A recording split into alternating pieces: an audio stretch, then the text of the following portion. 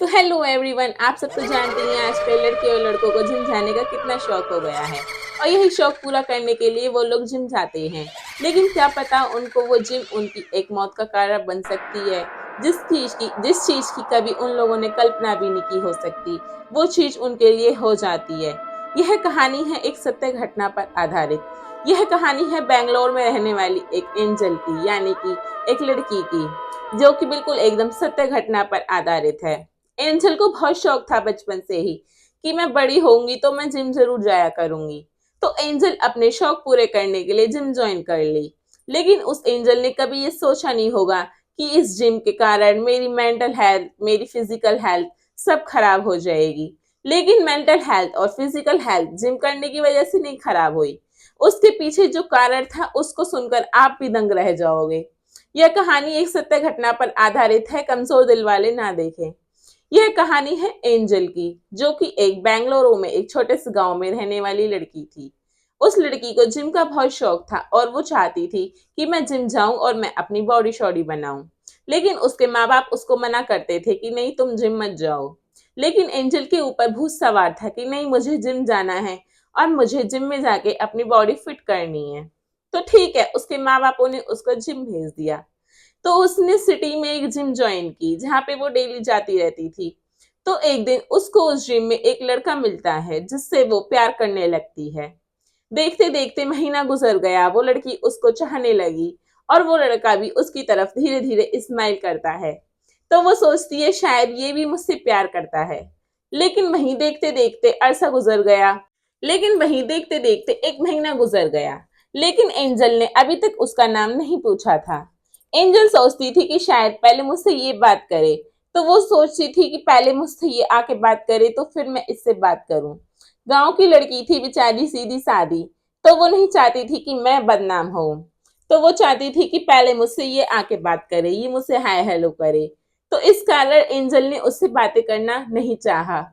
फिर उसके बाद देखते देखते महीना गुजर गया। फिर महीना गुजर गया तो एंजल ने सोचा आज मैं इससे बात कर कर रहूंगी। अपने दिल की बात करने में आखिर कैसा हर्ज है। तो वो सोचने लगी कि आज मैं कुछ भी हो जाए बात करके रहूंगी। लेकिन अचानक से वो लड़का आज जिम आया ही नहीं। तो एंजल यह सब देखकर बहुत ज्यादा घबरा गई, उसको बेचैनी होने लगी क्योंकि वो रोज उस लड़के को देखकर अपना दिन अच्छा करती थी, लेकिन आज वो लड़का उसको दिखा ही नहीं। तो एंजल इस तरह से बहुत ज्यादा कमजोर हो गई क्योंकि वो उसकी याद में खोने लगी और वो लड़का उसको जिम में नहीं दिख रहा था। लेकिन लेकिन एंजल ने कभी इस चीज की कल्पना भी नहीं की होगी कि इस तरह से एक लड़का उसकी जिंदगी की बर्बादी बन जाएगा। देखते देखते एक हफ्ता गुजर गया, एक हफ्ते के बाद दूसरा हफ्ता भी गुजर गया। लेकिन एंजल को वो लड़का जिम में कहीं भी नजर नहीं आया। देखते देखते तीसरे हफ्ते में एंजल ने बहुत ज्यादा उस लड़के को दिल से याद किया, जिम में ही उसको पुकारा। तो वो लड़का अचानक से पीछे से आ गया। तो एंजल ने कहा, तुम कहाँ थे? मैं तुम्हें बहुत प्यार करती हूँ, तुम 2 हफ्ते से कहाँ थे? मुझे क्यों नहीं दिखाई दिए? तो वो लड़का कहता है कि मैं तो यही था, बस तुमने देखा ही नहीं। तो एंजल कहती है, क्या तुम पागल हो? तुम या फिर मेरा पागल बना रहे हो? तो वो लड़का कहता है, और तुम कैसी हो? तो वो लड़की कहती है कि तुम्हारे बिना मेरी सांस कैसी हो सकती है? मैं तुमसे बहुत प्यार करती हूँ। तुम मुझे अपना नाम और पता प्लीज बता दो, मैं तुमसे मिलने के लिए बहुत बेचैन थी।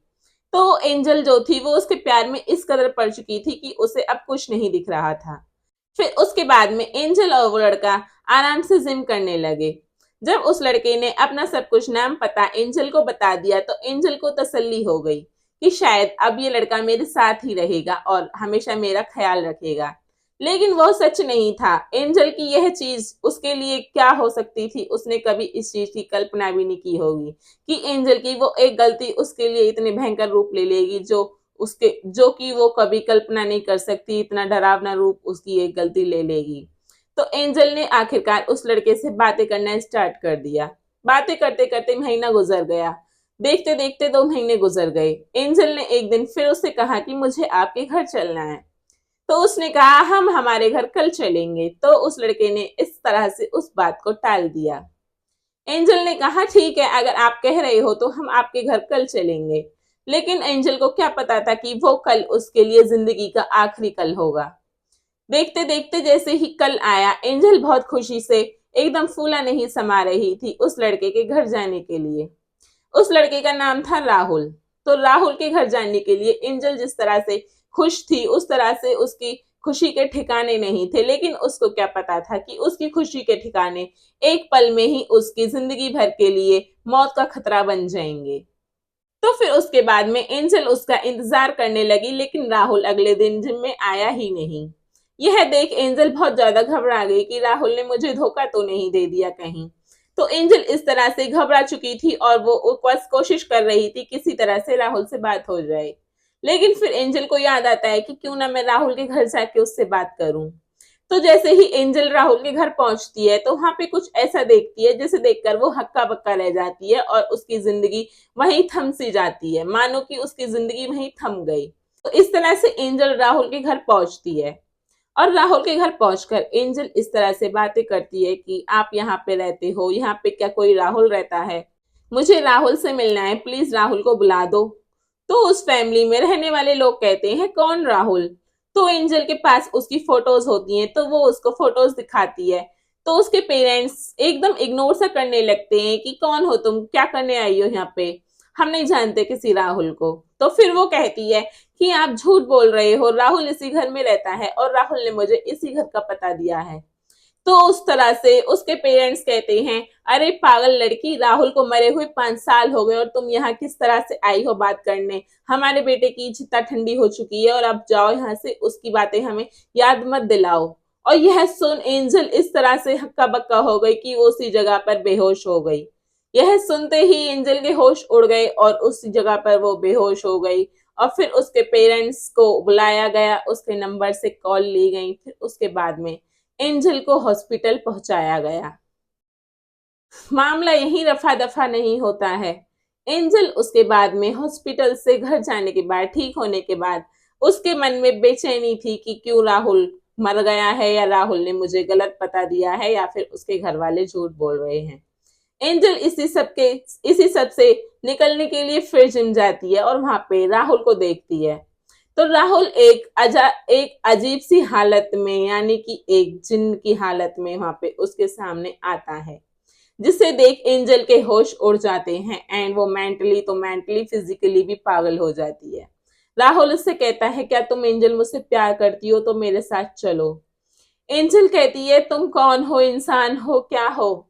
तो तो राहुल कहता है क्या तुम्हें मेरा रूप नजर नहीं आ रहा? तो एंजल घबरा जाती है और राहुल उससे एक जिन्नात के रूप में कहता है मेरे साथ चलो, मेरे साथ चलो। एंजल हकी बकी होके जिम में चिल्लाने लगती है मदद करो, छोड़ो मुझे, जाओ यहाँ से। यह सब देख वहां के लोग पागल हो जाते हैं। वो एंजल को संभालने की कोशिश करते हैं कि क्या हुआ आखिरकार, लेकिन एंजल हक्का बक्का हो जाती है और अपने हाथ पैर फेंकती है, जिम के सामान फेंकने स्टार्ट कर देती है।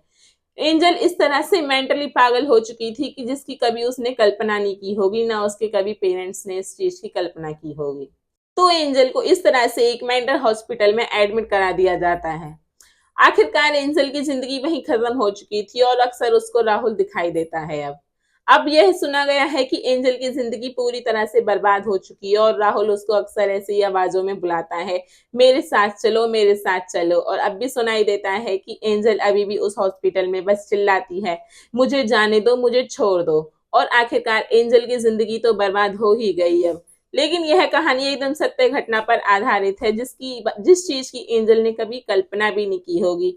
वो हादसा उसके साथ इस तरह से गुजरा कि जैसे कोई खेल था। तो जिम में शौक रखने वाले लोगों थोड़ा बच लो।